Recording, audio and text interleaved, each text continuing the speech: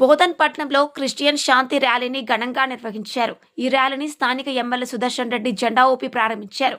Rally CSI church నుండి bus stand మీదుగా junior college దాకా కొనసాగింది. ర్యాలీలో పాల్గొన్న వారు ఆటపాటలతో నృత్యాలు చేస్తూ శాంతి సందేశాన్ని సమాజానికి చేరవేశారు. కార్యక్రమంలో బోధన్ మండలానికి చెందిన Anantayya Chaudhary, pastor Vincent, pastor Thomas, CSI Jyothiraj, pastor ఎవర్డ్ మల్లర్, pastor Prasad, Edapalli Timothy, Navipet pastors Varni, Vinay Prasad, pastor తదితరులు పాల్గొన్నారు. ఈ శాంతి ర్యాలీ ద్వారా క్రిస్టియన్ సమాజం యొక్క సానుకూల సందేశాలు, శాంతి, సమాజంలో సోదరాభివృద్ధిని ప్రతిపాదిస్తూ ర్యాలీని విజయవంతంగా నిర్వహించినందుకు ప్రతి ఒక్కరి సహకారాన్ని అభినందించారు. అందుబాటులో ఉండండి. జ్ఞాపకం చేసుకుంటే ప్రభు స్తోత్రాలు. అలాగే నాయన మా దేశ నాయకులను, అధికారులందరూ కూడా నాయన దయతో మీరు జ్ఞాపకం చేసుకుంటే ప్రభు నాయన మీ స్తోత్రాలు.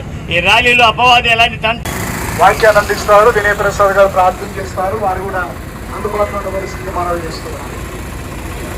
బోధన్ పట్టణ ప్రజలందరికీ మనుష్య కుమారుడు ఈ భూమి మీదకి వచ్చి ఉన్నారు.